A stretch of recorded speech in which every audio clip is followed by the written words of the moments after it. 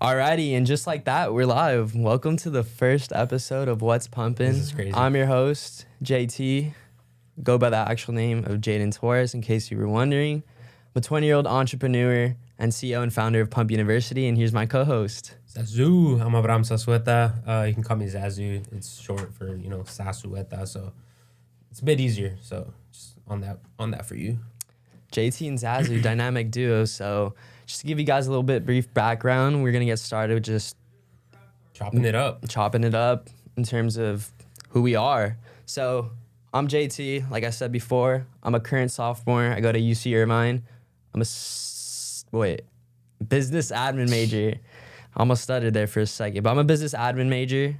My hometown is Calexico, California, but I do reside in San Diego, so I'll let my boy take over here too. I'm a student at UCSD. I'm a business econ major with a minor in finance. Do I hope I get a job in that field? Probably not, because I ain't learning anything right now in school. But I used to live in Calexico during right now in school. Yeah, so San Diego. I also want to give a quick shout out to the two boys behind the camera, Josiah and Alex, brothers. Yeah, so we can probably introduce them in another episode, but they're the guys behind the cameras. They do a lot for us. They do a lot for our brand. So I'm really grateful for them. And yeah, I mean, just so you guys know a little background between both of us, the connection. We did grow up best friends, went to the same elementary school, same high school for a little bit, same middle school. Honestly, consider this guy my brother. Yeah. I mean, played sports growing up. Football, baseball, so we bonded over that as well as just many other things, and we've seen each other grow. Just our life courses intersect in peculiar ways, and just became brothers through the brink of it all. Mm-hmm. Yeah, so in terms of what we are to Pumpn University, I'm the CEO and founder, so I guess you can call me the shot caller. Everything kind of goes by me, honestly. In terms of new ideas, drops, reels, and Abraham right here. Basically the jack of all trades. I help out with anything I can or anything I put into it, from our social media to shirt designs to community building. I should. There'll be more into it for sure in the future. This guy basically helps me out with whatever I need. He's a dedicated man. Shoot him a text. Shoot him a FaceTime call. Yo, I need this done. Can you help me out with this? Yo, what do you think about this? Yo, should we do this? It's good having somebody, especially your brothers, to have an input in terms of where do you want to take this vision? What do you want to do for the future of the brand? Because if I did it by myself, like I originally started off with, it's a lonely and I guess a boring kind of road. You also want feedback from your peers, feedback from those closest to you. And I trust these boys with my life, so it's great having these boys behind the scenes along with me too. And in terms of my brother behind the camera, Josiah, he's a film major. He graduated from CSU Long Beach, so he handles all the editing, all the videography. My other brother, he handles the tech. I'd call him the tech guy. He handles the website. He graduated from UCSD with a degree in CS, so we're pretty diverse. Biz admin, we got my boy right here, BZCon, the minor in finance, comp sci, and film. So as you can see, little nice dynamic, crazy dynamic, perfect for a startup. It just all ties in together. Moving forward, in terms of our goals for this podcast, we want to just keep it real, share our own personal experience.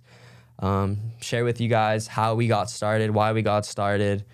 Obviously, that'll come along with the origin story later on in this episode, but who we are as creators, who we are as influencers. In terms of for us too, we just want to gain experience talking on camera. We want to look back at this couple years down the future when it's like, damn, like we really started when we were youngin'. You get me? The first podcast we did, that was an absolute failure. Oh my goodness. So we actually lied. This wasn't the first episode. I'd say, was it last summer, bro? Dude, it was not too long ago. It was not too long ago. We can probably throw up a screenshot here, but this was our this was our first podcast. It was literally, at the comfort of my own home, no equipment. Shout out the Entrepreneur Center though, because they've allowed us. They've allowed us this beautiful room. Take on this avenue of life with our beautiful mics, company, beautiful equipment, beautiful cameras. So great people. Shout out the Entrepreneur Center. If you're an anteater, pull up here. Plenty of opportunities outside of getting a diploma. But yeah, just kind of brief introduction into us and who we are and what we're trying to do with this podcast. But today's episode, we're going to be actually covering a good amount of topics, bro, in terms of the Pumpn University origin story, the vision for our brand, our experiences in terms of business, frat, college life, girls, Mexican background, addressing the hate that's come along with just being young entrepreneurs, and the meaning behind the decommitted drop, and a little extra something at the end. We'll probably be discussing our experience at the YoungLA block party, which was an unforgettable experience, kind of pretty eye-opening. So diving into that, let's get this episode started. So, I mean, starting off, I just want to talk about the Pumpn University origin story. So diving into that, how I came up with this brand, I was basically going through a really dark period in my life. It was my senior year of high school, first year in person after COVID, right? Yeah, it was sophomore year.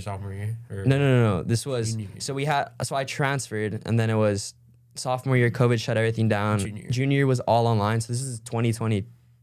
Oh, you're right, yeah, 2022, bro. That's crazy. It's crazy how time flies. I forgot we're just... Yeah, COVID kind of just skewed our timeline in terms of just isolating us or whatnot. But this was my senior year. It was my first year in person at my new school. It was a really dark time in my life because I was playing football at the time and unfortunately underwent an injury. I tore my ACL, grade 3 tear, tore my lateral meniscus. I was running the ball, planted my foot, felt a pop, got tackled. My knee, like, I kid you not, I felt it shift in and out. And I've never experienced something like that before, but the adrenaline kind of carried me throughout that. However, long story short, I get an MRI. I'm basically out for the season. I'm out for the year. If you know anything about ACL and just knee injuries in general, they're kind of like the worst, honestly. 9 months of recovery in PT. So I really struggled my first semester at my new school. What happened from Obviously, I didn't really know anyone. What happened from there? Yeah. So after I got that ACL tear, it happened during preseason, so I didn't even get to play an official game. And of course, I got to kiss my baseball season goodbye. Which is your main sport. Which is my main sport. And keep in mind, bro, like, it's your senior year.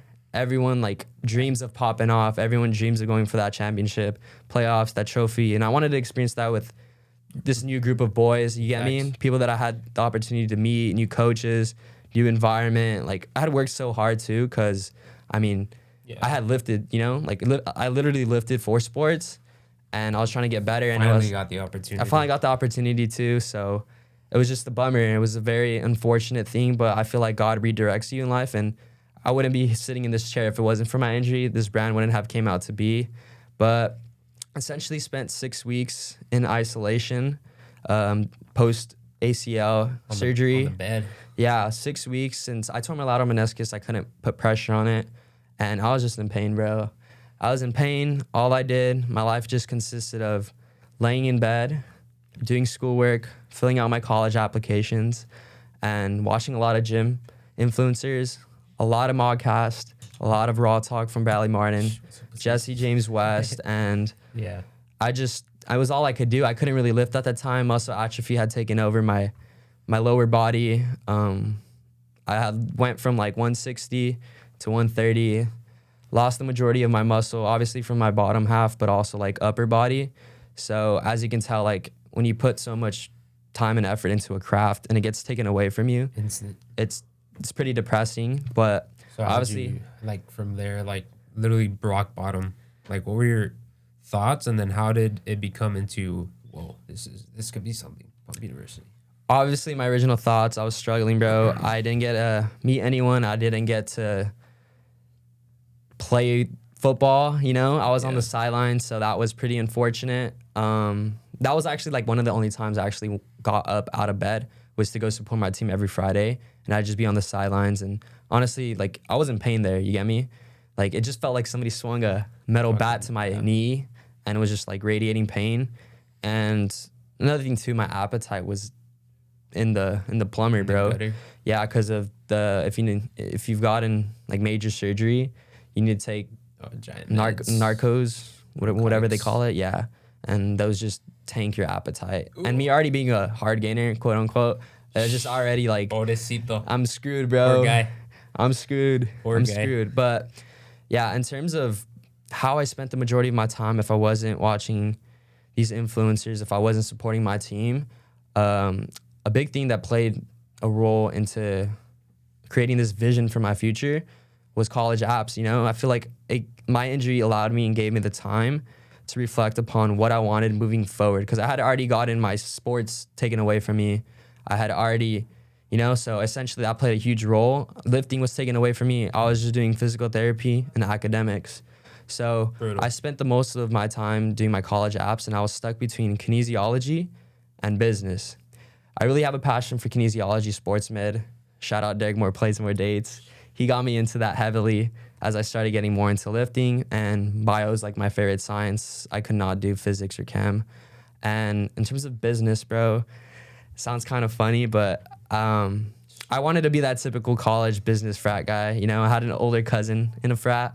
So, I mean, at the end of the day, it went a little bit more beyond just like, fulfilling that stereotype, which I thought was like kind of cool at the time. I mean, you're a varsity athlete, like you have like kind of sad that you already had that like picture painted of you using another person's bro. I mean, it's just, I mean, but you're young, like you just think it's cool. Again, you just think it's cool, but I mean, at the end of the day, I was stuck between kinesiology and business. But like, hear me out. This is where it gets good. So I was stuck between kinesiology and business, but I knew kin wasn't gonna be for me because it's heavy on STEM 1. PT. I went to PT for 9 months, just myself, and that lifestyle, seeing my own physical therapist for an hour a day. He had gray hair. He was pretty old. Another poor guy. Working like a clinic with just a different client a different patient in and out from like a 9 to 5. It just seemed pretty depressing. And if I had to study my ass off to get paid for a capped salary, like, dude, I love helping people, but there's other ways to help people. That was my kind of mindset. And I was like, if I get into business and I learn those skills, then I can just apply to whatever I'm passionate about, and I can create a business, and there's no limit to how much I can scale this to. You get me? There's also no limit on how much like of a degree you can help them out, because there's a certain like margin between how much you can help them with PT, say as to, you know, changing their perspective on life, or, you know, on their own physical appearance. That's very much true. So yeah, so I was dead set on business administration, and fortunately I got into a university like UC Irvine.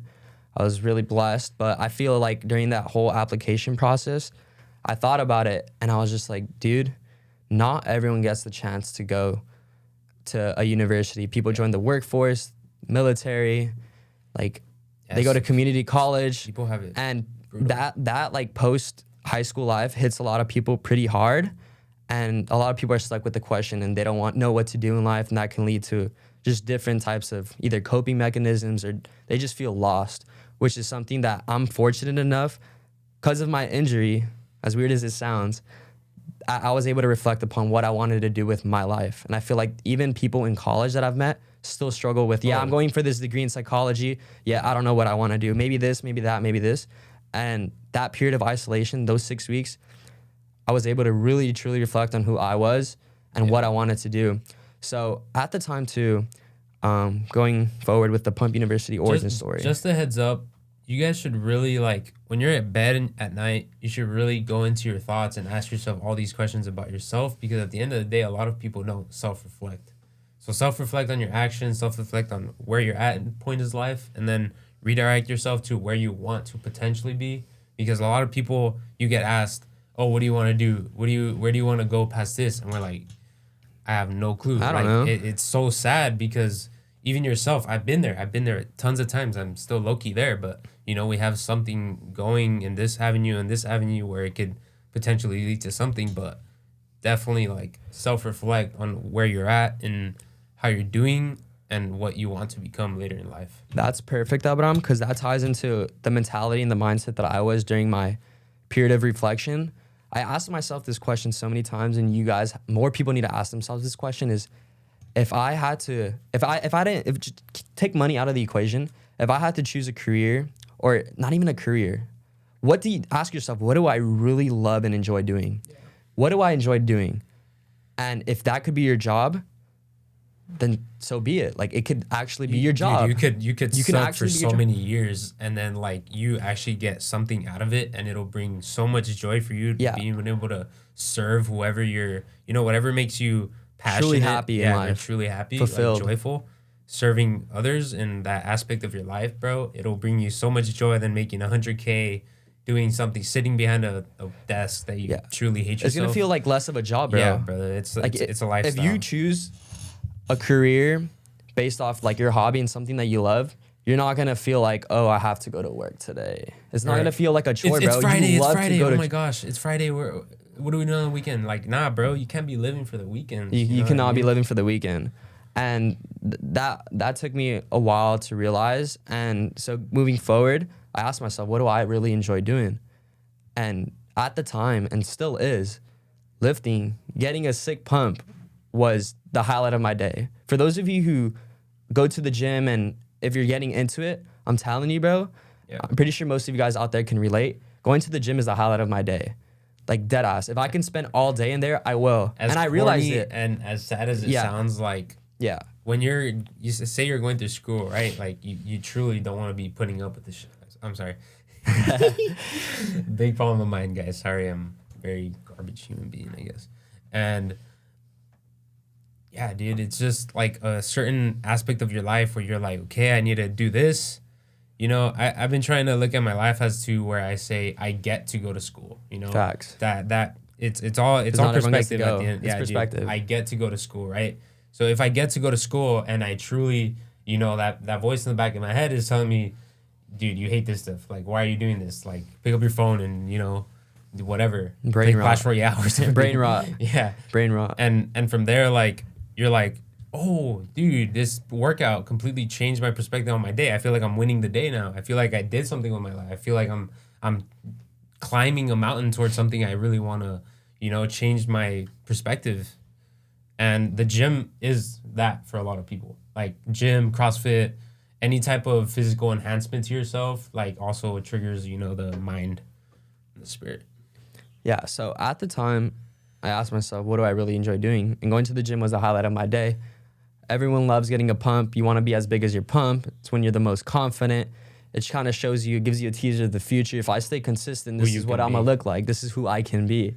So at that time during my injury too, once I was able to hit upper body, I was just in my garage lifting dumbbells, doing shoulder press, doing what I could do because I was going insane, you know? I was bedridden for 6 weeks. Like, I was going insane. All I did was PT. Like, that doesn't even count as a workout. And every day I'd go into my garage and lift those dumbbells. I got hope. I got hope because I knew that 9 months down the road, once I get back on my split, once I get back on my grind, that muscle memory is going to kick in. I'm going to be a sick cunt. Like, this is still like, when you're like with your brace, right? Yeah, I still have my brace. I'm still crutching around places, but I was in less pain since I was going to physical therapy and like I was more mobile, less depressed. And those pumps kept me going, bro. Those pumps really get me going. As corny as it sounds, I mean, we all live for the pump gym community. Like, it played a huge part in my recovery. And yeah, I knew that once I was healed, I was back to my split and I was going to become an even greater version than myself. Like, that setback was preparing me for a major comeback. This brand, you get me? So along with that, and along with the whole college applications, because I still had these doubts in the back of my head, like, okay, I'll go to school, I'll get my business degree, and do what? And I thought to myself, what if I combine both my passions, the gym and sports medicine, to be able to help people and combine them into one? And I told myself, if I can be at the gym all day, I would. So why not make a living off that? Why not make that my career? And it clicked. Yeah. I wanted to open up my own gym, and that was my goal. So I started brainstorming names. What would I call my gym? And at the time, I remember, like, I was hating, bro. I was in that hating mentality. Dude, how is Planet Fitness making millions? How is LA Fitness making millions? How is all these brands making millions? They're successful, and they have, like, crappy names. I'm sorry to, you know, like, I want people to, like, yo, like, what gym do you go to? Planet Fitness, like that does not sound as clean. That sounds kind of like it already has a bad. I mean, it has a bad like connotation. It sounds whatever, right? It's whatever. Planet Fitness, it could sound cool, right? But at the end of the day, like, who goes to Planet Fitness? It's like the community behind it, and it's like, it's deterring like who you want to be. Just and, just to me, it wasn't Yeah. as creative, and I was in that hating mentality. I'm like, well, name aside, I can come up with something better. You get me? So I put the hating away, and I got my head down. I started brainstorming. And I was thinking, all right, I can't be hating if I can't do this and set this out and accomplish this myself. So I came up with this idea that I want to open up my own gym. I want to integrate sports medicine. Like, I had this whole vision of like having a weight room in one room, and then having a merch wall, a protein snack bar, like, and then also like hiring my own health professionals in terms of like kin majors, personal trainers, physical therapists, people who specialize in like sports med and health. That way people can come with like either injuries or just wanting to get better in terms of holistics and like all these specialists, like, you know, even a TRT clinic. Like it was this huge vision that I wanted to create. And I feel like a lot of people need it, especially nowadays where we live in a society where it's pretty corrupt and a lot of people are tapering off. Like, as much as fitness is a trend, like being healthy, like there's so much misinformation out there. There's so much BS, more spews, more views. And I was just like, dude, I want to educate people, because I spent my time learning BS, like 3 sets of 10. Like, I didn't know how to eat. I didn't know how to train properly. And I wanted people to be educated right off the bat and have the resources available to, this is your goal. All right, we're going to help you get from A to B. And so I was like, bet, this is what I want to create, and this gym sports med facility. And I was like, what am I going to name it? Well, at the time during my injury, pumps were what kept me going, and pumps till this day are amazing. Even Arnold says it. Pumps are better than the feeling of coming. You know, he said that in Pumping Iron. Thanks. And at the time, I was a senior in high school doing my college applications, and universities play a big role in people's lives, especially young adults. And it's a community of people trying to better themselves, working towards a degree, working towards a career, working towards their future lifestyle. And like, it's where you grow and figure out who you truly are. How sick would it be if somebody hits you with, yo, what gym do you go to? Yo, I go to Pumpn University, you know? Yeah. And Sick ass name. And it clicked. I'm gonna create my own gym, Pumpn University. Yeah. And the next step from then on, I started sketching out, all right, what are we gonna do in order to scale this business to a gym? Apparel. Apparel was the first thing. That varsity university aesthetic is never going out of style. Like, there's universities all over the country. Yeah. Like, you see about PacSun, you see them at your local. We're super young, and like, there's no way just pull it out of our ass that we can just open up a gym that's like absolutely fitting for everybody, from like martial arts to PT to normal gym to people who want to take bodybuilding as like a future endeavor, you know? Mm-hmm. So we needed to start somewhere. And at the time, I wanted to stop spending my own money on brands like Gymshark and YoungLA. I'm like, you know what? I made a promise to myself. I'm like, I can't buy any future clothing unless it's my own. So I got to work. I sketched up a little mock-up of what I deemed to be Pumpn University logo to be. Right here too. What I pictured Pumpn University logo to be, like in terms of when you walk into the gym, how's it gonna look? And also in terms of apparel, because we wanted to start off with apparel because it's like, it's the first thing of brand recognition, you get me? Yeah. And I thought about like, okay, we'll start off with some shirts. I can make them into a cutoff, that way I look sicker in my pump. Even flags for people that have home gyms, all this type of stuff. So I created a little mock-up, sent it to manufacturer. Now all I needed was the capital to come up with the first drop. And this ties into the next story, which is my first entrepreneurial endeavor, the burrito story. So for those who don't know, for those who don't know, I was a burrito salesman, school vendor. I sold food at my high school. And how this idea came to be, I got let off from Hollister because I used to work there. And then in terms of my injury, like I wasn't getting scheduled. And then pretty sure I got kicked out the system. So I'm like, dude, I need bread somehow. And my parents were like, why don't you just sell food at school? I'm like, you're Mexican. You're at this new school in San Diego. Like, people can get a taste of that real, authentic Mexican food. And I'm like, it's true, because I'd have friends come over and sleep over, and they'd try like the papas and chorizo in the morning, and they'd love it. Yeah, bro. And they've never tasted something like that before. So I was like, all right, I'll give it a shot. Bet. took 10 burritos to school one day. Sold out by like first period, bro. The rest is history, bro. Yeah. It went from 10 burritos to probably like 20 to 25 daily. And then on top of that, I integrated chips with chile chamoy, tostitos locos. The dinamitas, takis, the yellow hot Cheetos. Yeah, I even threw in like Mexican candies too, to like I would sell them for like 50 cents a pop. And then everything else was $2. And I wouldn't even charge extra for the chamoy and chile. You get me? So that became my side hustle from, I want to say January to like the end of the school year. Cooking, bro. Like May, June, before I graduated. And like 6 months. That is what kind of also made me known. Because keep in mind, this is still my first full year in person post-COVID at my new high school. That kind of got me known, along with like, obviously I kind of met people through the football team. I didn't get to really tap into the baseball because I got my injury and I couldn't play baseball.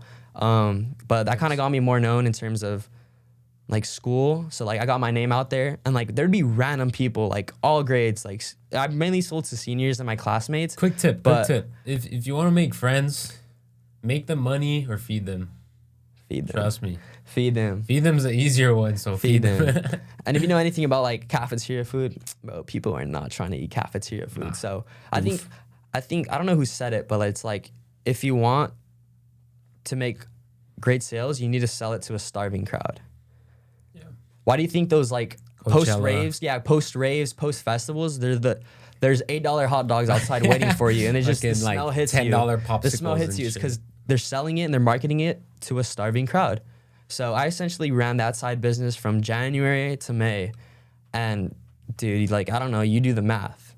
I saved up a good amount, enough to start my business with my first drop being the black and the gray shirts and the Hanes shirts. Yeah, just OG, straight up super plain. Just straight up plain. Like I made mine into a cutoff. I still remember. So after I had sold, I was done with the burrito business, scaled that up for like 5 months straight. Just Monday to Friday, I'd wake up at 5 a.m. Like it was actually a hustle, bro. It was actually a lot harder than people think. And it would literally wake up at 5 a.m., cook 20 burritos, pack them in a duffel bag. Like first period would reek of like pan, bro. It was a good smell though. It was a good smell though. But like people would be like, "Yo, JT," like I wouldn't even make it past lunch. I wouldn't even make it past lunch because people would be buying first period like 7:30 sharp. Yeah, bro. First period, like people would be like, "Yo, can I get a breakfast burrito?" And I'm like, "All right, bet." And I just slide them. They slide me them cash. I even took like Apple Pay, Venmo, all that, bro. I was just straight up there. Yeah. And people would get mad because lunch would hit, and they'd be like, "Yo, do you have anything else?" And be like, "Nah, I sold out on the burritos," and they'd be pressed. Yeah. Like, "All right, let me get some chips." And I'm like, "Okay, I got some chips." Yeah, dude. I'd sell out of chips at lunch because everybody was like, "Oh, I don't want anything." Yeah, I don't want chips in the morning, bro. So lunch is chill. Yeah. And then the lines would form, and then people would be pressed because they didn't get their chips. Dude, was it not so sus that like, dude, I'd have lines forming, and I would watch out for the proctors, and I'd be like, "Oh yeah, dude." I'd be like, go sit down. Like, I'll bring them to you, and they'd be like, mis papitas." I'd tell them over there in Calexico, but yeah, that was a journey for sure. Yeah, it was a great. Oh, bro, and then I remember, shout out Mr. Garcia. He came across my my duffel bag, and he's like, mijo, and he gave me so much shit, bro. It was funny though. It was actually pretty funny because I'm pretty sure I sold to a couple of my teachers. They got some burritos too. I mean, don't out their names. They got to support. No, I won't rat them out, but shout out them. Shout out the you know who you are. But eventually, May hits, and I come up with the first Pumpn University shirts. I don't bring a duffel bag to school, and people are like, "Yo, you're not selling?" And I'm like, "Nah." And they're like, "Why? Why? What?" Like they're all pressing, and I'm like, "I have something new in the works." And I had at the time my first ever Pumpn University cutoff, and people were asking me, they're like, "Yo, sick shirt, where'd you get it?" And I'm like, "This is my new burrito business, bro. It's taking over." And they're like, "What?" And like, "Yeah, like why do you think I sold burritos?" And they're like, "Oh, you're coming up with like a brand?" And they're like, "Oh, bet, like this and this and that." They're like, "Let me get a shirt," because I had already established those connects and those relationships amongst different people. I made a bunch of friends, and I was liked, and the rest is history, bro. The rest networking at its finest. And so boom. I wasn't selling burritos no more. Like that last month of high school, I was selling my Pumpn University shirts. Sold out to my homies in Calexico. Yeah, that's when I came San on board Diego. too. So Calexico and San Diego. I was taking over those two. And this guy actually reached out to me at the time. And it's because, like, you didn't say anything about this. Like, we're super close friends. And, like, he's living, 120, 30 miles away. But, like, we were both selling chips. And I didn't know, like, what he was going to do with it or whatever. But I knew that we are just both grinding. And you started selling the shirts. And I was like, I see. And then I really messed with the image. And from there, I was like, bro, let's blow this thing up for reals. Yeah, so a lot of people, because I'd market on social media like, yo, chips and burritos, $2, but people didn't really know why. Every story, They bro. just thought I was trying to make some extra cash or whatnot. And then all of a sudden, I post my first Pumpn University shirts. Yeah. And people are hitting me up. They're like, damn, like, I'm down. Like, let me cop. And, dude, I think they went for like $10. They were just Hanes shirts, bro. I just put my... 10, $15. Yeah, my vision was like, I want something that I would genuinely wear to the gym. Came up with the fire and I would fire logo. Play I just cut it, cropped it, you name it, and I just rock it to the gym, get sick pumps. Like, that's all I needed. I mean, people are on the wife beater wave. So what's different if you just throw on a, my own brand, my own, like, and you just, Shout out Arlene. Yeah. Crop mine. Actually? Yeah. Dude, no, it's actually pretty crazy. But yeah, much love to my first OG supporters. Like, you guys will actually be remembered. Like, this guy, like, we have a sheet. We have a sheet of the OGs, just letting you guys know. Yeah, and this guy hit me up and he took the initiative. He's like, yo, if you give me like however many X amount of shirts, like, I'll sell them here in Calexico. And I mean, sure enough, like, I mean, yeah, there's just the family too, the homies from back home. Just, yeah. Yeah, it was just perfect timing, bro. It was God's plan. So I went from torn ACL to knowing who I wanted to become, the career, the vision, my own brand. Cause I mean, I feel like you needed the initial capital first. Yeah, and then I knew I always wanted to be an entrepreneur, and I had to start somewhere. I needed the capital. Went from selling burritos, learned about networking, connections, developing friendships, friends, all this type of stuff. Obviously, just in a small little scale of my high school in Calexico. But it's crazy how God works in mysterious ways. And I look back now and I'm like, I know why you did that. Right, yeah, it's like I know why you did that $1 million idea. Like I asked myself, like, what if I did? Because I also questioned during that period, bro. God will not always place you where you want to be. Yeah, I always question myself during that period, bro. I'm like, why did he allow my ACL tear to happen? You get me? I always ask myself, why me? Like, I worked so hard. He knew I've been grinding since sophomore year because I wanted to play football again. For those who don't know, my parents wanted me to stick to baseball because I was pretty much a twig, and they were scared I was gonna get hurt. Which ironically, I did get hurt. You were always nice at baseball too. Yeah, and but this time I actually did get hurt, but it was out of my control. It's like I bulked up, I got strong, I did what I had to do, what was in my control. I took initiative. I stopped making excuses for myself.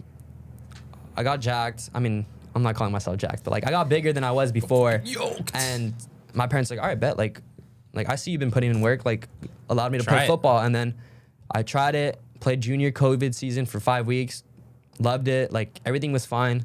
Senior year I tore my ACL, but I know God always has a plan and he's working through it. Like, I also think to myself, like, what if he saved me from like an even greater injury, Bro. Something down the line where I could have got paralyzed, or I don't even know, but I just know that whatever happened, whatever was meant to be, was meant to be. And I came up with this beautiful vision, this beautiful brand, beautiful people. I know what I want to do with my life, the time I'm here. And yeah, I just want to be helping people. Just want to... If God redirects your life and you do absolutely everything in your power to get to some sort of aspect in your life, say in this case it was from playing sports to absolutely demolished knee, and you're ending out for 6 months a pregnancy, 9 months. But basically, if you do absolutely everything in your power and you're not exactly where you want to be because God has different plans for you, you must understand that there's a greater outcome for your life. Like, what happens if you played your sport, you played football, baseball, yada yada, had a fine, cool season with your friends, right? But this wouldn't exist.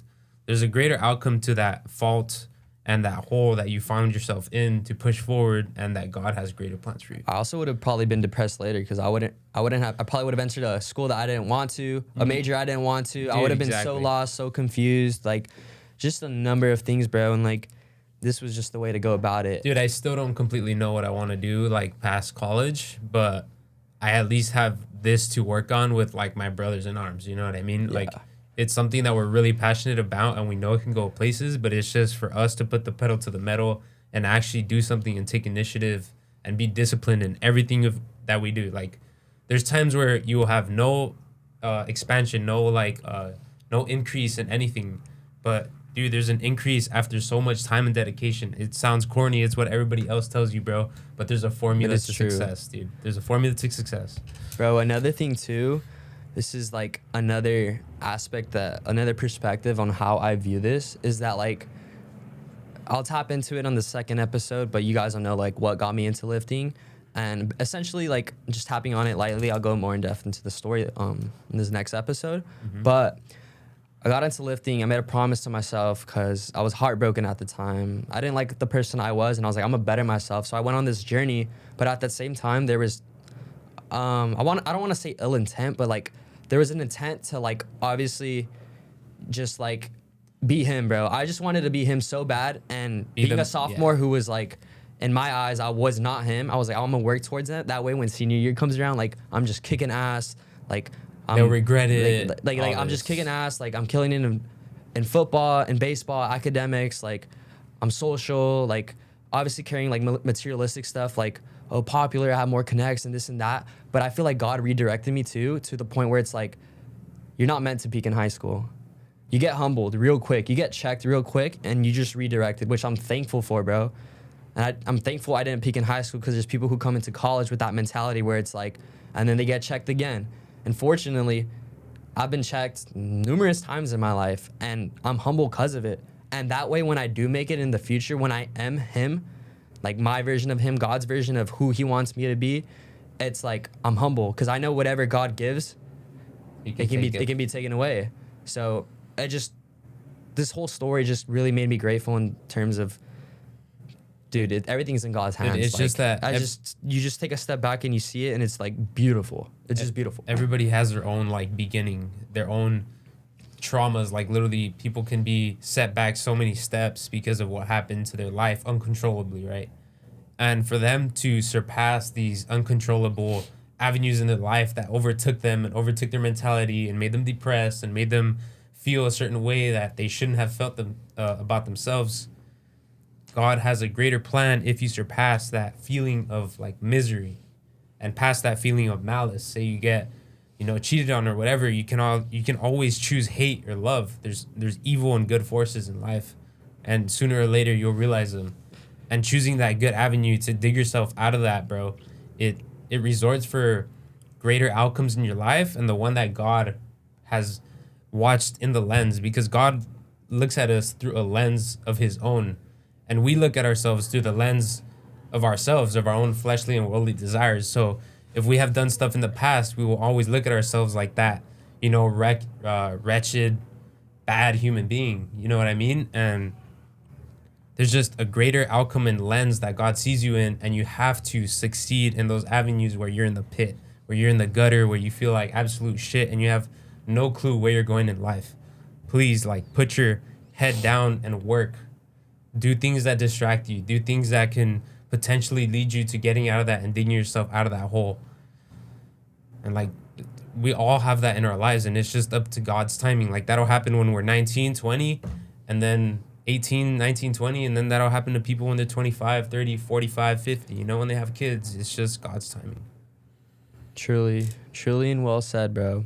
But you What's mentioned next, brother? You mentioned something about ill and malice intent. And what I want to tap on to next is the challenges we faced during the start of this brand, bro. 6 months in, dude. Dude, 6 months in is crazy. It's crazy. So if you guys don't know what we're referring to, essentially we got our brand ripped off by Alphalete 6 months into the entrepreneurial journey. Mr. Guzman. I mean, So how it went about, bro, was I started my brand, obviously a senior in high school, May 22. I had my whole origin story. I just touched up upon that. And I mean, you guys know my stuff is authentic. I have a little drawing to even prove it. I'm not BSing you guys. I have timestamps. I've made a couple posts about it in the future. You guys can go check that out on my Instagram. I made a couple posts about that in the past. My bad. I'm pretty sure I said future. But anyways, I made a couple posts about that. I'm not BSing you guys. I have my whole origin story about how I started Pumpn University, why I started it. And bro, tell me why. The timeline goes like this. May 22, senior in high school, about to graduate. First couple shirts. Second of all, summer hits. I'm grinding this out, come up with like crew necks, mesh shorts, tank tops. Yeah, women's sets. Just different new drops, bro. I grinded this all of summer. That way when I come into college, like I'm newly equipped, I'm ready, I'm prepped. Like I'm ready to market, I'm ready to tap into this new, I'm going to commit into UCI, business major, this and this and that. Like I'm about to rush a frat, I'm about to make these connects, like about to meet some new gym heads, and then what happens, some new brothers. And essentially, bro, November hits and I'm in my friend's dorm, I'm chilling. I'm in my friend's dorm and she's like, yo, did you see Alphalete's new drop? They stole your stuff. And I'm like, what do you mean? Like, nah. Like, keep in mind, they're like one of the first people that supported me. They found out about my brand when we met during like the first week of school, and they got some shirts or whatnot. And they're like, yeah, like Alphalete stole your stuff. They dropped some Pumpn University stuff. I'm like, bro, what do you mean? That's like the equivalent of Gymshark dropping a shirt that says YoungLA. It's like Nike dropping an Under Armour shirt. Like, what do you mean? I was giving Alphalete the benefit of the doubt, and I go check on their drop. And I look at it, and it's straight up, it's a shirt that says Pumpn University. And I'm like, what? And like, I don't know who their graphic designers were, but like, bro, they just made my shit look, they just made my shit look bad. Like, I was like, dude, if you're like $1 million company, it's like, at least invest in some good graphic designers. Like my main concern was, I don't want people thinking that this is me. Like, damn, like this is sorry. Yeah, and I got that a few times too. Yeah, like this is sorry. And I'm just like, what the heck? Like, okay, anyways. I gave him the benefit of the doubt. I was like, okay, maybe somebody came up with a catchy name, maybe, like whatever. Like it was coincidental. Like I had dropped my stuff months before, whatever. And then we slide on the same drop and we look at the mesh shorts. And the mesh shorts give it away, bro. It did not say Pumpn University, but it said do more in the same font. Same exact font, same placement, same colors too. It was pretty crazy. And I'm just like, oh, somebody for surely came across our Instagram page with like 400 followers at the time. Somebody on their marketing team or whatever was like, oh, this is a good idea. Yeah. Let's drop it. We're not saying it was Christian Guzman himself, but his team or whatever. Yeah. And fast forward now, bro, why does Christian Guzman follow the Uofpump Instagram? I've had our little following, our supporters. Maybe he feels bad, or maybe he like wants to see us do good after he found out his team did it or whatever, but why is the silence being so loud? Like he follows our Instagram and he's seen our supporters go the stories. He's seen Alphalete and Christian Guzman have seen the stories I post about Pumpn University. I have screenshots where it's like viewed by Christian Guzman. If you go now, he's in the following for the Uofpump Instagram, bro. And then I've also had multiple people repost my reel that I made about him, adding Alphalete and Christian Guzman. I mean, at the time, like, dude, it's a compliment. Like, I was low-key fanboying. Like, at the time I saw it, I'm in my friend's dorm, and I'm just like, my heart drops. It's it drops, and then it comes back. Yeah, it drops, and, like, it was just a mixture of emotions, and I'm just like, what do I do? Like, I'm still new to this entrepreneurial shit, bro. Dude, bro, I'm a freshman, I'm 18 at the time. 18 at the time. Because I was training, this was November, I turned 19 in January. So, dude, 6 months, not even a whole year into my business. That's true, I was 17. Yeah, dude. That's crazy. And I'm just like, it was a mixture of emotions. I was like, there's no way. Like, I'm confused. I'm happy. If $1 million company thinks your idea is good enough to rip off and make a couple extra $1,000 off it, that's insane. It just reiterated the potential that I already knew where my business was headed. Yeah, but also, like, at the same time, like, we had some friends where they're like, oh, is that where you got it from? Or, like, they were just seeing Pumpn University and not, like, the 5 months or 6 months before.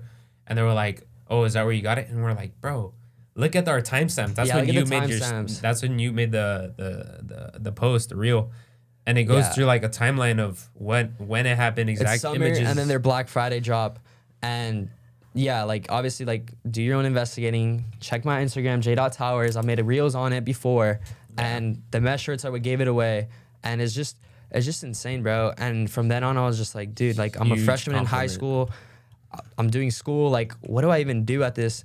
And I just came to the ultimatum. I was just like, bro, this is like a little teaser into what your future has in store. Obviously, it's pretty fucked up how these younger companies, excuse my language, take advantage of young creators, dude, months into their entrepreneurial journey, like Coming out of high school, bro. coming out of high school, like it's just crazy, just for a couple extra bucks. Hey, we're trademarked now, though. Yeah, So do it again, please. I mean, Do it again. I mean, I'm not gonna speak on it. I'm not gonna speak on what's up in the future, but I mean, It is what it is. Two can play at that game. That's all I'm gonna say. Yeah. Two can play at that game. Like I'm gonna deal with stuff behind the Like, scenes. trust me, but like we really like respect and appreciate like giant entrepreneurs just like Christian Guzman, but it's also another thing to like have their team do something maybe they weren't supposed to do, or maybe to do something they were supposed to do, because he also has a bunch of clips saying, yo, yeah, he's been sued before, bro. Openly on a podcast, he's openly, admitting, he's just like, come at me, bro. come at me, bro. I have a beast team of lawyers. I'll copy. Like, I don't know what he said. Something. He's just, Yeah. dude. He's been sued plenty of multiple, times. like, yeah, and so he just, knows like his team does it, but it's just really shady stuff. And I mean, I don't know how people support them still. I mean, like it's a very gray area. And to me, I was just like, yo, I'm still in this entrepreneur journey. I know this is me. This is my brand. I gotta represent it where I want to take this.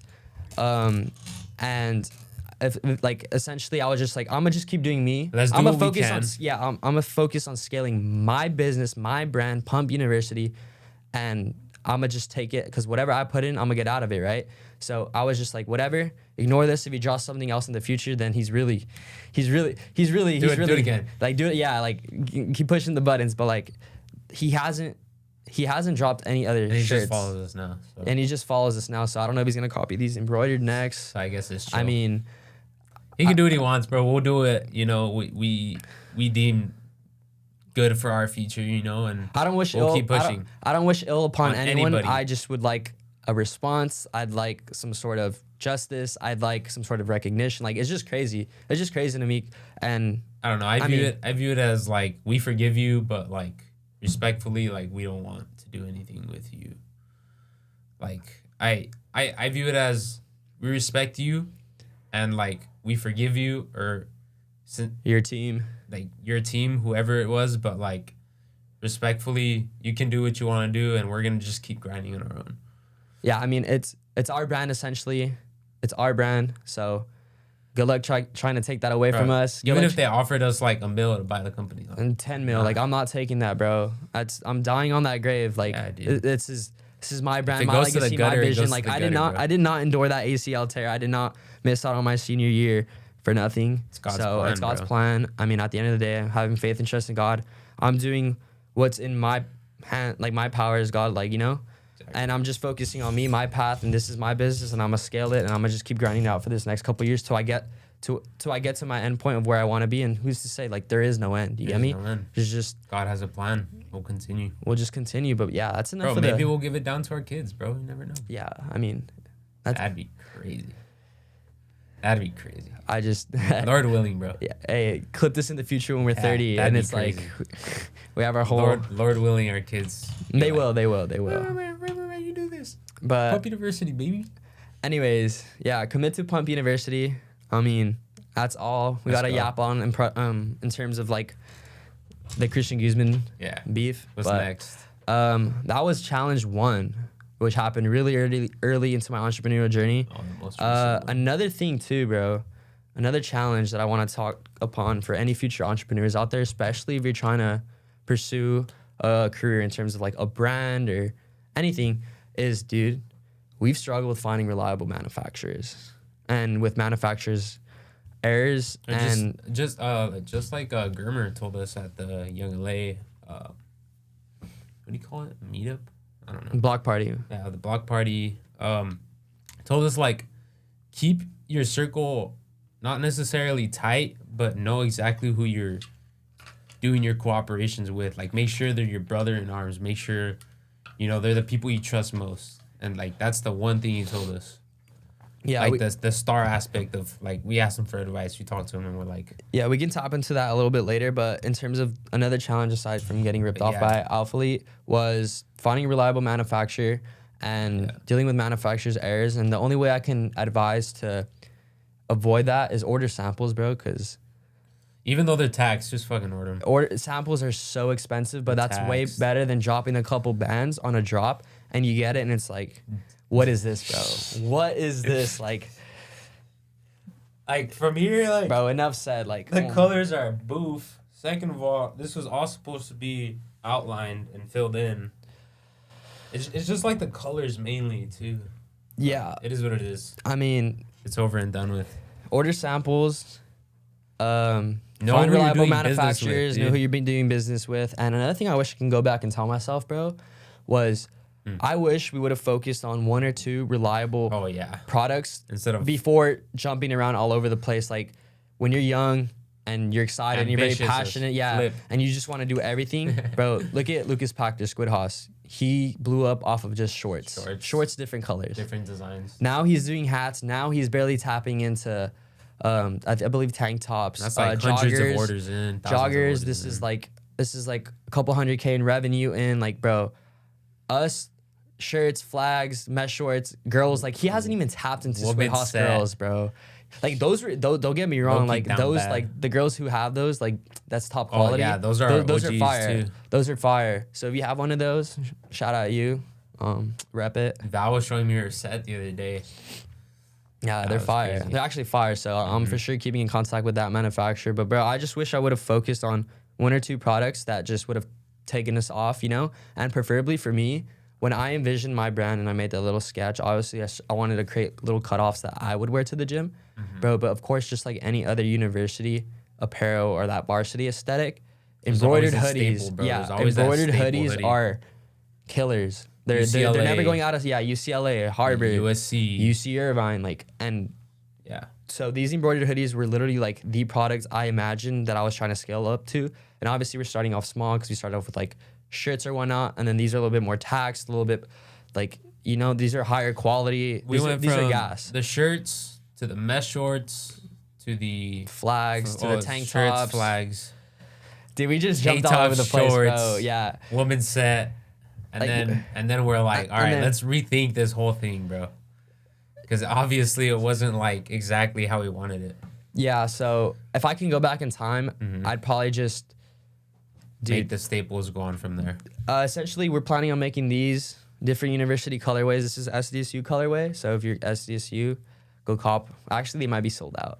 And then we also have the pink ones too for the ladies, because at the time, a lot of girls were like, drop a light pink crew neck, drop a light pink crew neck. Yeah. And I've learned too from feedback is that girls like crew necks better than hoodies because they don't like getting their hair caught.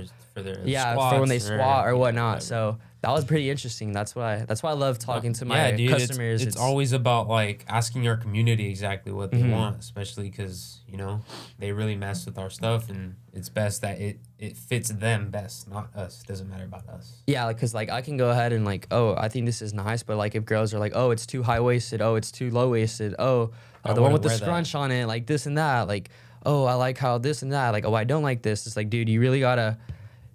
And that comes along, like, I think Squid Pachter also said this too. He was saying how, like, if you get it right, the product right the first time, you're most likely doing something wrong. You're not supposed to. Oh, I feel that. Yeah, I feel that. if you get it perfect the first time, you're most likely doing something wrong. So that's pretty interesting. Obviously, I don't think these are perfect, but it did take a while. It was lot of back and forward. Level up, bro. Yeah, a lot of back and forward to get these, and obviously there's just little things we can always improve on, but. Yeah, to any other product, I feel like that could apply to, bro, where it's just like, you just learn as you go. That's the beauty of entrepreneurship, is trial and error. It's giant pivots that'll make or break your like the part of the brand. Yeah, so, I mean, we want to make our stable products, embroidered hoodies, and then sweats when they come out. Sweats, dude, I'm so hyped for some sweats. I've been working on those. I mean, you know, like obviously I don't want to type like staple sweat that everybody and their mama has. Yeah, we're gonna make a staple Pumpn University, badass, wear anywhere you want, comfy. The gym with your shoddy, with your freaking tank top or whatever. Yeah, type sweat. So that'll be our stable, and we're planning on just doing them $50, and obviously we can upcharge. But another thing with this brand is I want to make it affordable for university students, Yeah. high schoolers. That kind of ties into like who our main audience is. For me personally, our main niche, our audience that I'm trying to like market to, obviously everyone's welcomed, but my thought process was, dude, upperclassmen in high school, so like juniors and seniors that are getting into fitness, that are getting into the gym, and they want to be a sense of a community.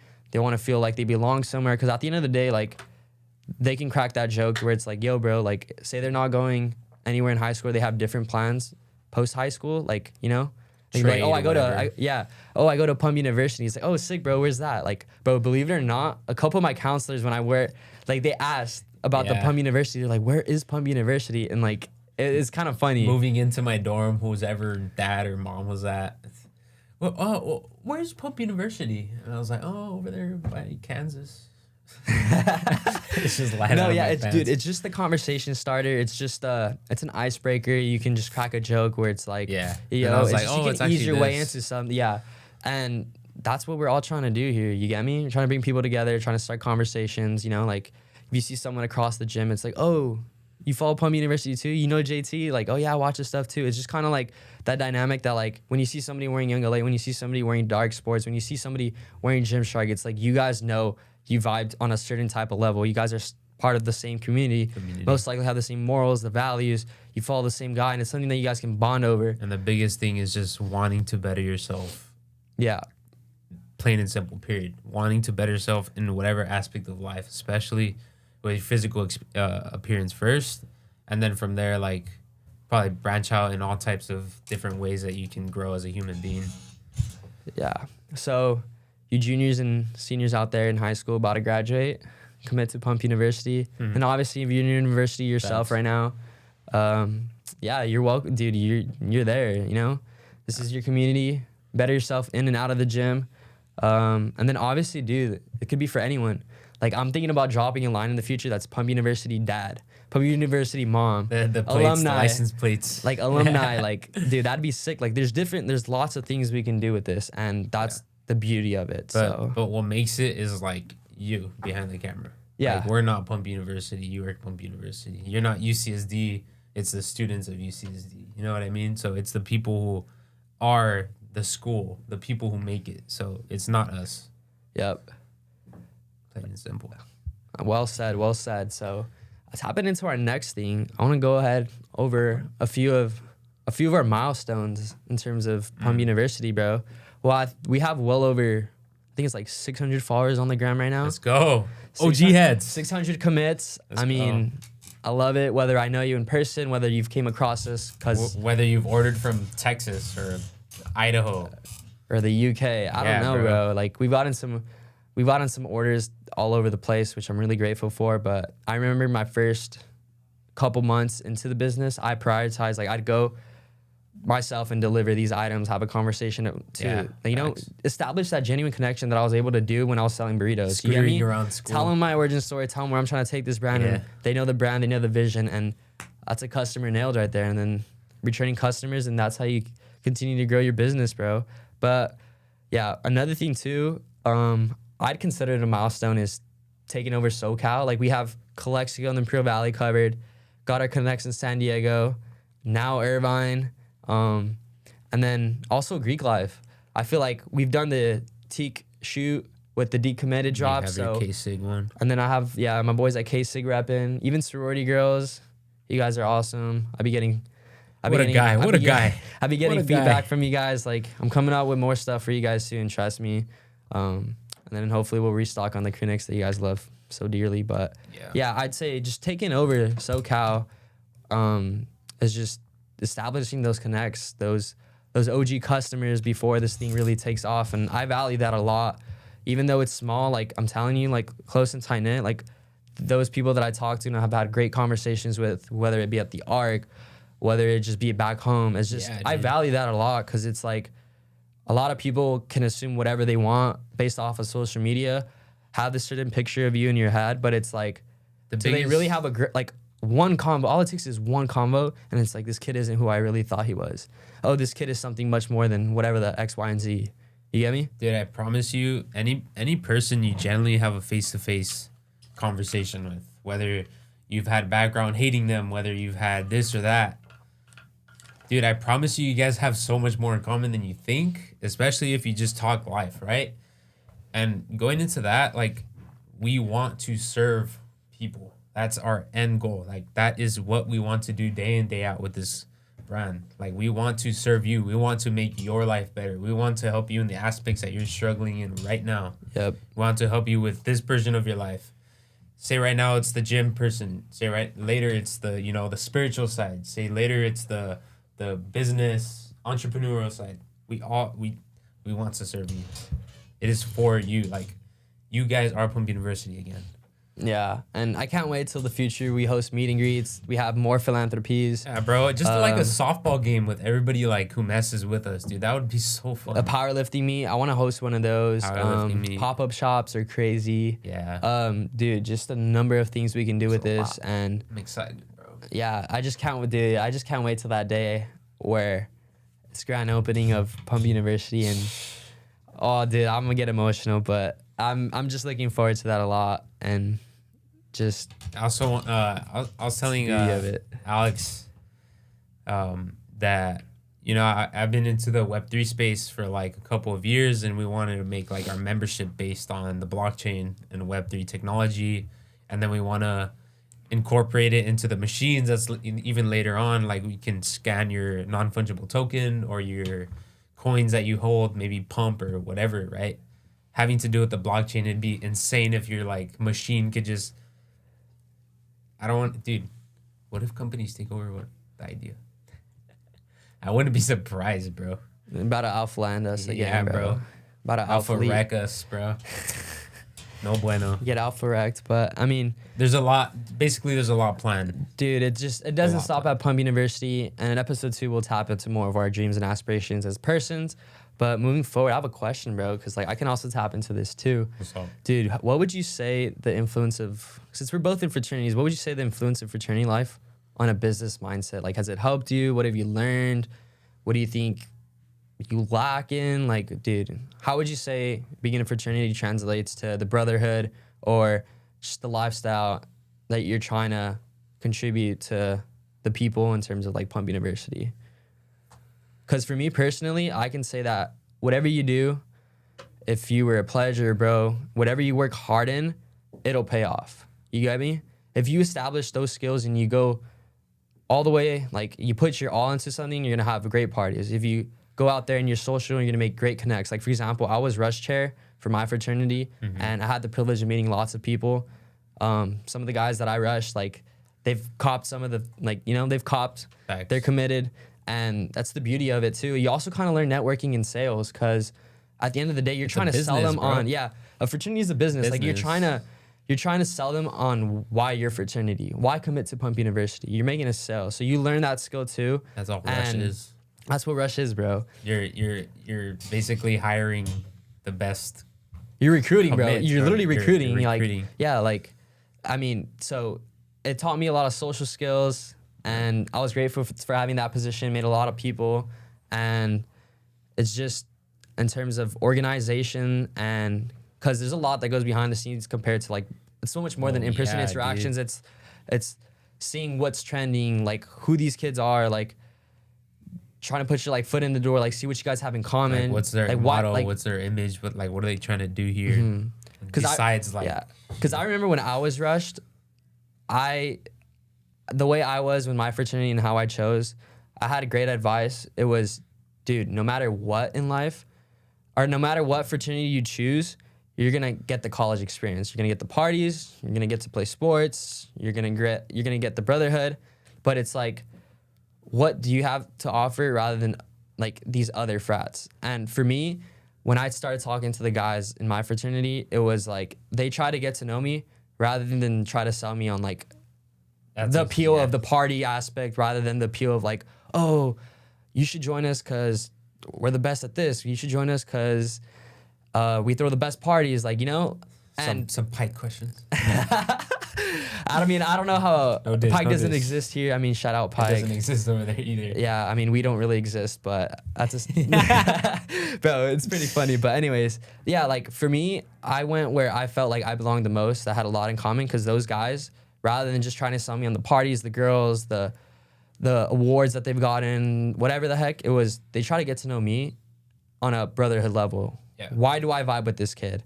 What do we have in common? And through deep conversations of them trying to get to know me, my major, what we had in common, who was I in high school, I was like, all right, these guys actually care about me. They're very genuine. Rather than like you just seeing a pop-up ad of, oh, buy this Alphalete shirt because X, Y, and Z. Buy this Gymshark because of X, Y, and Z. Like, yeah, sure, you're going to love the quality. You're going to love the apparel. You're going to love what you get out of it. But it's like, are you really a part of something? Do you really feel like you belong? And that's where I can see like a fraternity and Pumpn University kind of like intertwine, where it's like, I want to make sure you feel like you belong. I want to, whether you're a noob or you're an advanced lifter, I want to make sure that we connect on a certain type of level. That's why like anyone who DMs me or anyone who has like these sort of dreams or aspirations of entrepreneurship, like even now, like getting recognized just in the UCI scene because I'm doing a podcast or my business is going good and like there's not a lot of people that I feel like I can relate to. I'm kind of like, I feel like it's a help me help you situation where it's like, bet, like you hit me up, you give me some feedback, and it's like they have an idea and they come to me and it's like, yo, bro, like, all right, bet, like, what's your business idea? Let me help you with that. Like, it doesn't even have to be apparel related. It could be an app that somebody's trying to build. And that's where I can kind of see, like, I've had my boy from another frat come up to me and he asked me, and he's like, yo, like, what are your thoughts on my app, like, that I'm trying to create? And I'm just like, oh, bet, like, I'll give you my feedback. Oh, you should implement this. Like, it's just a community of people, like-minded individuals that are trying to do something in life. And I feel like that's where my frat life and business life have kind of overlapped. And also from gaining just people that I can call my bros that I do, like, hit the gym with consistently. My roommate, shout out John Fiad and Bailey. That's another lovely connect. That's my brother right there. Nice. And dude, he's been modeled for us since, dude, I can remember. So he's modeled the embroidered drop, the green one, and he's just a sick cunt, bro. And I'll probably have him on a podcast in the future pretty soon, but like, you just never know. You just got to put your foot in the door, take up a position, a leadership position, be open-minded, have conversations with different guys, different recruits, whether, you know, they get a bid or not, whether you can call them a bro, whatever. I feel like for the most part, it's just all like surface level stuff, but there's more to just all these different types of people that are just trying to come and do something with their life, because that's what a university is. People just trying to better themselves. And I feel like you can just take a lot from the dynamic that you're in, the environment that you're in. Just, I can continue yapping for hours, but what would you say? I would say that whatever you put in, you're going to get out, right? For sure. But at the same time, you have to be aware of what's deterring you from your goals. I would say, dude, like the first couple of questions I got asked during Rush, I was like, nah, this is a frat, bro? Almost sounds like a damn therapy session. It's like, I remember getting asked, like, what does love mean to you? Really? And I was just like, yo. And that conversation would have gone deep real quick. No, dude, exactly. The deepest conversation I had was with my big, bro. Like I swear. My big, Barath. And from there, bro, it's just like you have to be aware of what's going on in the aspect of the fraternity and taking into account what can help you develop as a person. Yeah. So say it's more of taking in the good things and staying away from the things that you don't want to become. Yeah. So at the same time, I met a lot of hardworking people with aspirations, people who are absolutely goofy, and shout out Sam, shout out, like, these people have goals in their life and things that they're working towards every day besides just like school and doing things, which I totally respect. Like, that is all power to you, like, brother, like, you're doing more than 99%, you know what I mean? Yeah. And so it's basically just taking into account the negatives and staying on course to what you want to become. So keep those brotherhood friendships, but at the same time, you know, keep the brotherhood friendships, like the brothers that truly will be like, nah, bro, like, don't be doing this. Like, I know that's not you. Like, you shouldn't be doing this, but rather keep on to what you're doing. Like, those brothers are like, damn, like, those are actual brothers. Like, they're family who want to see you only progress and not be deterred backwards. So take into account the good things. Do not be deterred by the negative things, and keep, like, the positive aspect and the things that develop to your persona. Yeah. Another thing you got to keep in mind is that like we're all just young adults, bro. Yeah. 18 to freshmen just out of high school to 22-year-olds, like people about to like start their whole life. Yeah, like I mean, we're all figuring it out at the end of the day. We're all trying to stay as organized. We're all trying to hold each other accountable. We're all trying to like run this business together, which is something that like, and we're all so different too. Like as much as you guys relate, if you guys were all the same, like you probably all just want to like choke each other out, you know? Like you guys need to have different points of views, different perspectives, and you can just grow and learn from it together. And that's that's the beauty of it. You just grow together, and you see his point, they see yours, and you agree to disagree. And I feel like, dude, just us in this room, like, dude, we're so different, but that's why we work so well together. Cause it's like, you check me on this, he checks me on that, I check him on that. You get me? Yeah. It's the accountability, it's the different perspectives, and it's not a bad thing, bro. If we were all the same and like-minded, like, what's the fun in that? What are you gonna gain from that? You get me? Like, it's not gonna amount to nothing, but you're just becoming like how I view it is like, dude, if I had somebody that was exactly like me, it'd probably be dope. It's so scary at the same time. Like, it's just appreciate you guys' differences, bro. Appreciate you guys' differences, and sure. Like, it's never that deep, bro. It's never that deep. But a true brother's gonna be someone who wants the best for you. So when he notices that you're hurting yourself, you're going down an avenue that leads to destruction, like, you best take account. You best tell my ass to not do that, bro, because otherwise you're not a brother, bro. You're just a friend that, you know, it's not even something that you could actually, like, mutually be encountered with good effect to, like, your moral persona, dude. So, yeah, man. Shout out Greek Life. It's pretty goated. Shout out the brothers. Yeah, if you're an incoming freshman, if you just committed to university, go check that out, bro. I literally couldn't make a composite because of this. Really? Yeah. You missed out on your composite photo? Yeah. So they're like, yeah, bro, like, do what you gotta do. That's respect, bro. Yeah. He won't be showing up in the Tau Kappa Epsilon composite for 2024. Is that what we're on? Yeah, I think so. Yeah. Damn, bro, time flies. Yeah, dude. But how old are you, bro? 20? You're 20. I'm right? 20. Yeah. You're 20? I'm not 20. This guy's 12, but I'm 12. Anyways, yeah, if you're incoming freshman, go ahead and rush. There's lots of stuff you can gain from a fraternity. I encourage it, for sure. Obviously, don't forget who you are. Don't fake a personality. Don't try to be someone you're not during rush, because then you're just going to end up going to the wrong house. Don't go to a place because of the superficial stuff. You're going to have fun wherever you go. Find your brotherhood, and you'll have a great time. Don't let it interrupt with your goals. Don't let the girls interrupt with your dreams. Bro, stay disciplined. That's what we're all here to share our experiences and the lessons we've learned in life. So, I mean, stay tuned for future episodes, because we'll probably be unveiling some. But in addition to that, bro,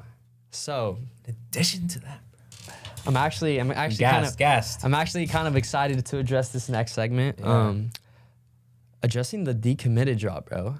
So we received our drop after these, and essentially it wasn't how we had imagined it. We're gonna do 3 university colorways, and there was manufacturer error, and I was going back and forth for 6 months.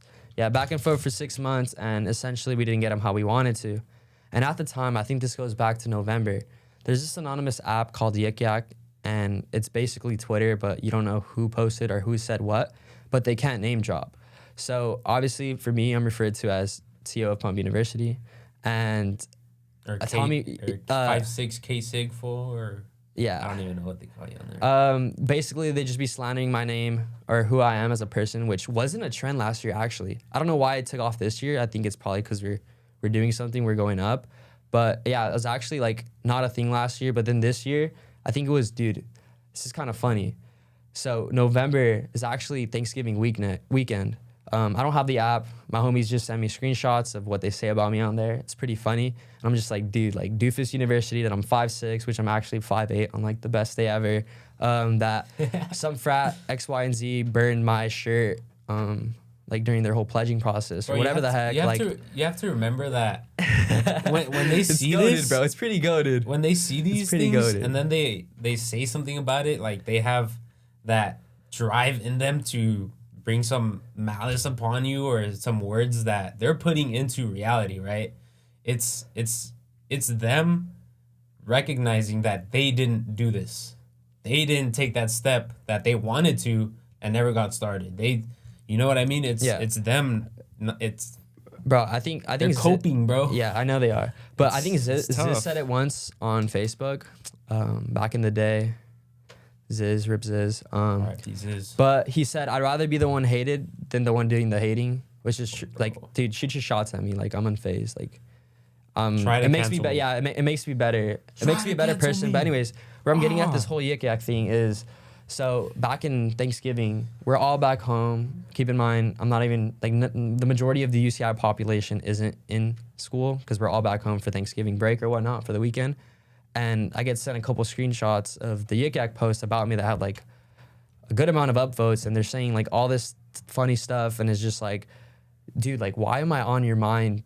It's Thanksgiving. Go spend time with your family. Like go hug them, go kiss them, go grub. Like, dude, spend time with your loved ones. Like, why am I in your head? Like, why are you talking about me? I don't know. I just thought it was funny, but essentially, because I was tripping at the time because of our new job, it wasn't coming out how we got it, and I was just like, you know what? I'm gonna use this hate to motivate. If I can't beat them, join them. People are gonna say what they want regardless. You know what? I hate Pumpn University too. I'm gonna join the hate wagon. So I thought about it with the new decommitted drop. Our whole thing is commit. So I'm like, all right, I'm gonna just cross it out with spray paint and I'm gonna decommit on the back. You get me? And it's like, it's not even like joining them. It's just like, yo, we didn't mess with the design either. So might as well make something for you guys too. Like the hurt people who are hurting people. You know what I mean? you guys can rep it too. We got you guys. Like now Pop our our haters, stuff. now our haters can wear some Pumpn University too. I hate that shit too. But no, yeah, dude. Honestly, so the way how I thought about this was like, all right, I don't like with the design. I'm gonna cross it out and I'm gonna decommit. And at the same time, bro, I need something that's turning heads. When I walk into the gym, someone's gonna be like, yo, like why is his own out, gym? bro? Yeah, why is his own gym brand crossed out? And it's gonna be turning heads. It's a marketing message. Like any publicity is good publicity, especially if like you're hating on your own brand. If somebody like, you know, it's like, dude, Even what if is they this don't Pumpn know. University thing Even that if they people, don't yeah, know. even if you don't know, it's like, what is this Pumpn University thing that's like getting hated on? You get me? And it's just, it's a conversation starter. It's just, bro, limited edition drop.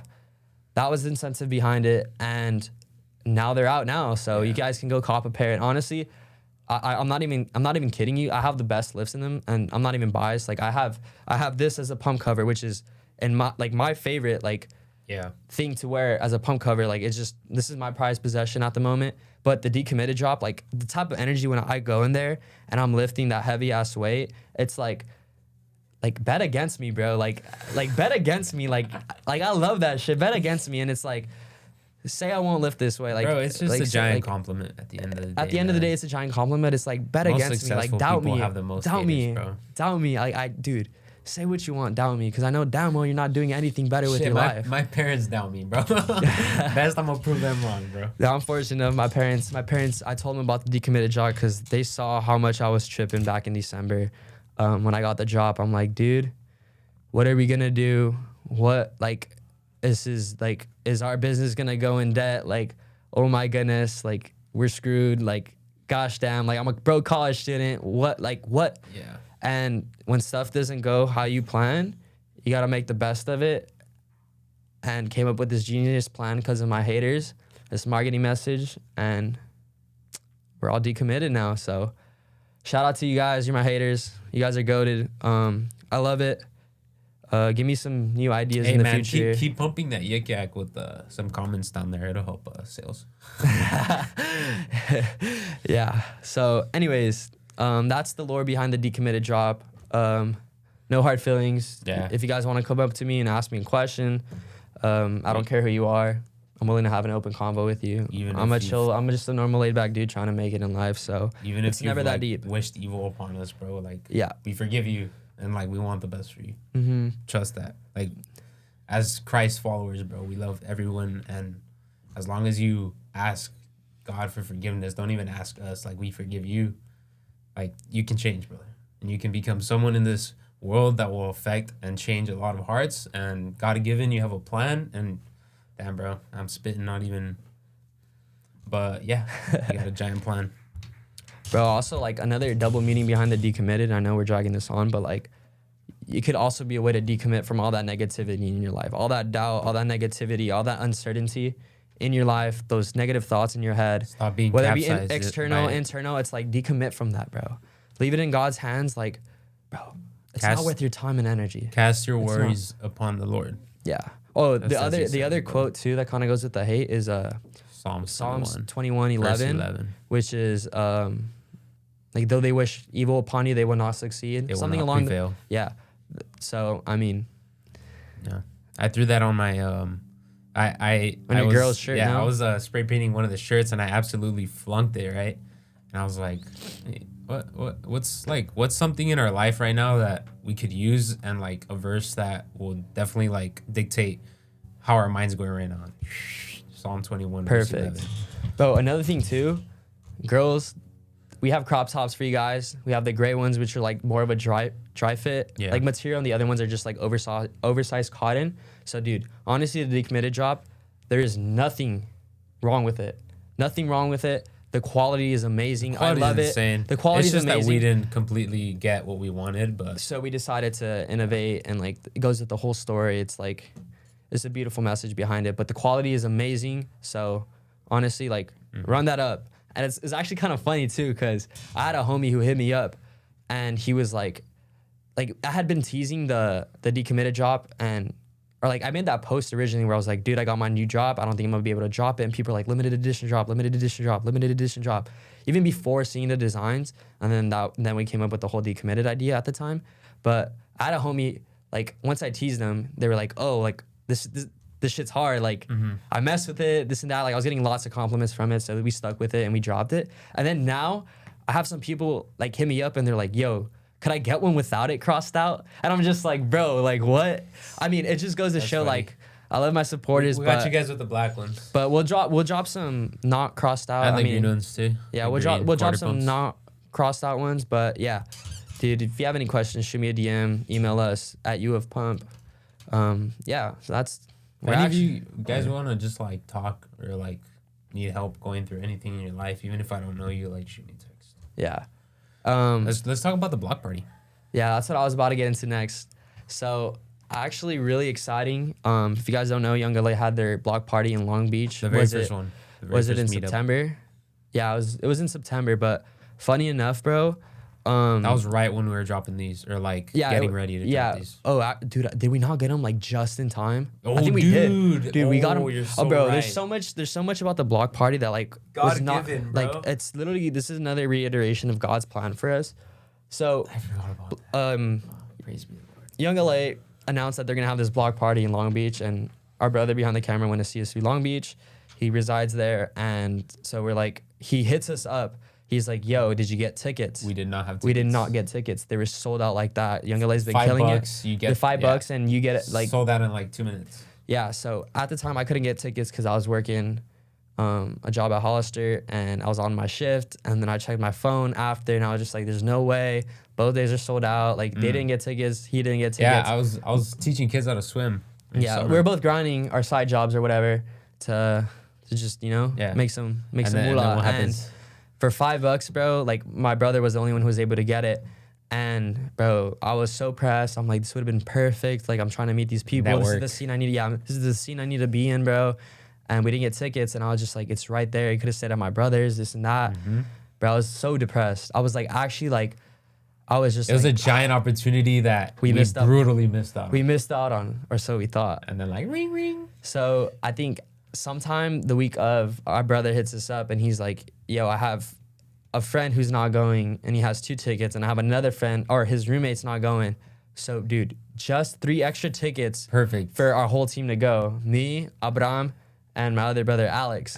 Who's that? And dude, like, was that like my face lit up. And the best part was like the day, it was 2 days before we get the tickets. The day after, we a giant box at the front of the door. We get the box of the embroidered drop. Which they weren't gonna come in for another what, 2 weeks, 3 weeks? Yeah, like I don't know. Yeah, like a month short, bro. A month short, and you know our manufacturers are butt f away, so Yeah. so they weren't gonna come in for a fat minute. So we were glad we got the tickets, but not only did we get the tickets because of whatever circumstances, like it's just everything played like into our favor. We also got the drop before then, so we're like, all right, bet. Let's pull up and let's rep our Pumpn University, our new drop, and it's just like free advertisement. And I'm telling you, like our plan was to pull up in a duffel bag and we're gonna give some out to these influencers that we met. Hopefully had a combo with them or whatnot. So then we get there and I'm wearing this one. Yeah, we're gonna throw up a bunch of pics with like Jesse James, Carly, Ariel. Yeah, James. Oh, Alex Eubank. Poor Alex Eubank, bro. He was through the gutter with. Yeah, he's so popping and influential right now that I think his anxiety was getting the best upon him. God given, bro. Yeah, I was praying for him in the line. I was just like, get him through this shift because it seemed kind of brutal and like your social battery just like I can imagine I don't know how I'm gonna prep for that in the future when like I can't deal with an hour with this guy, bro. Imagine. But we're grateful for that. But anyways, we were this, so just right off the bat, we're just getting compliments. Like keep in mind, bro, because this taught us and this opened our eyes to so many different things. Not only with what we experienced or like the way we were complimented, the conversations we had, but bro, just straight up walking in there, everyone else was wearing the YoungLA block party, the free shirt that you got, or some sort of type of YoungLA. Like I swear we were the only people, especially day 2, because I think day 2 was might have been undersold or whatever. Yeah. It was a little bit empty because I heard first day was like giga packed. So you couldn't like really do much. You couldn't really network. It was just like you get a picture with your favorite influencer and you're out. Yeah. That's the most you're getting. Day 2 was fortunate enough, and bro, we gotta have some sick ass combos. But going back to what I was saying is that like everyone was just wearing YoungLA, and we're the only people with our own brand. And I still wear my YoungLA shirt, but I was just wearing the hoodie over. Yeah. I'm still supporters of YoungLA. Same. But bro, it just kind of showed us how like every other person there was a consumer, and we were the only creators that day who thought about like taking this opportunity as like networking. You get me? And having conversations with people, going up to people and meeting them, and then giving out our new drop. I think we gave out 5 pinks, 5 black hoodies, and yeah. So like our favorite influencers like Alex Eubank, Jesse James West, Ariel. I think Carly. Carly posted it on her Snapchat later that day. Oh, yeah, she was just like, "Oh, Pumpn University, like a bro." Yeah, like it was kind of funny, which is kind of like our little frat boy aesthetic, like us, Jack Italian. Shout out Marco. Oh, Evan Merger. Shout out Evan Merger. Dude, and now LT, bro. Dude, let's talk about that. Best LT was there. Dude. So LT was just. It's because, bro, man, LT is literally. He's so genuine, bro. He came out of the position that he was in not even that long ago, maybe like a year and a half, to where he has a whole different life change perspective because he followed his dreams. And he saw us that we were just like chasing a dream or chasing, you know, a goal that could become something big. And he like gave us a giant conversation. Bro, so essentially, I think we had met a couple. I think we were like after the Alex Eubank. We gave one to Sushbra and Madrid too. Bro, but we gotta tell how it happened. So like, I think it was after we had taken pictures with like Alex Eubank or like we went, like our friend was also doing the little push-up competition, or was it you? Yeah, I did. Or like, and then our other boy D-Ball Dan was doing the bench press competition. But then we went to the restaurant. We were chilling by the bar, and we see LT, and like we're fans of LT, so we just say what's up, and then he's like, "Yo, sick hoodie or whatever." And he's like, "Pumpn University, huh?" And we had a whole combo with him. Dude, we even like spilled the tea of Alphalete, and he had our backs. He's like, "Bro, that's messed up." He's like, "I'll repost you guys on the story." And I'm like, "Here, bro, take a hoodie." And he's like, "For me?" And he's like, "Yeah." So LT was like, I was just one of the best conversations. Yeah, it was one of the best conversations we had because he supported us. He's like, "Bro, that's messed up." Like Alphalete, like this and this and that. He was just for the boys, and he was just like, had our backs, and we gave him one. He threw it up. He posted it on his story, and then. It was just like, dude, it was exactly like, I valued that conversation so much because it was relatable. And then also after that, Madrid pulls up. And then we had a couple of shots of water. Yeah, with Madrid and Sush. And we gave Madrid one. And then Sush, she was like in a hurry or whatever, but we gotta say what's up to him. Shout out dude. Sush. Shout out Sush. OG. And bro. dude, like, What's up, pussies? yeah, so it was just like the whole YoungLA block party. What it taught me was that, like, bro, a lot of people are consumers, and if you're even part of that 1% that wants to create, it may not happen now, it may not happen in a year, it may not happen in 2 years, 5 years, 10 years, but as long as you're creating, bro, you're bound to take off. God's timing. You're bound to take off because it's, dude, just creating is just so rare, bro. Like, You dude, ask all had, of them, bro. Yeah. I never thought this was Like, gonna be. even just, I was gonna be here. Even just in the line waiting to take photos with our favorite influencers, compliments like, yo, they were complimenting you because you're the only person with the pink, I was a bright ass pink. Yeah, he wore the pink crew crew neck. neck. So Even they're like, we Pumpn met University. Banique is a team member, bro. Dude, super Goated. wholesome. Like, she messed with the vision, and then we gave one to her too. Yeah, She's been supportive ever since, bro. Yeah, shout out We her had a for great real. You're a real conversation one. with her. Great Yeah. conversation. Wish her the best, but. No, yeah, it was just an amazing experience, and it just showed us the potential that if we stick to this and like our brand and we tap into our creator side of things, it's bound to work. It's bound to work. Like, there's no way. And like, next thing you know, like, we had a conversation with Germer, and like, it was amazing. It was just, he messed with it. He complimented the name, and I feel like that's the one thing about Pumpn University is that it's got a catchy ring to it.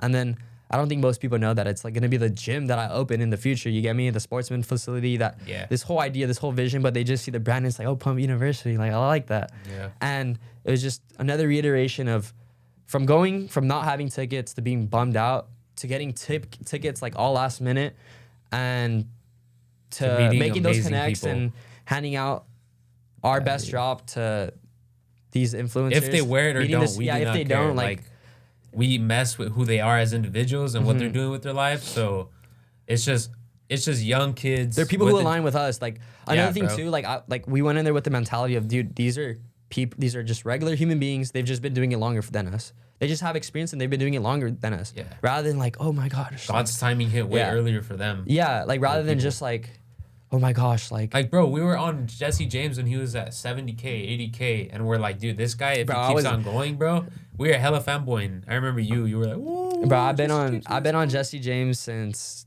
my injury. Like, he had the blonde highlights, bro, since his lacrosse days in high school. So and we're like, dude, I want to say like this guy's gonna be maybe someone 10K. huge. I was like 70, and I was like, dude, this guy has some work ethic that is crazy. Insane.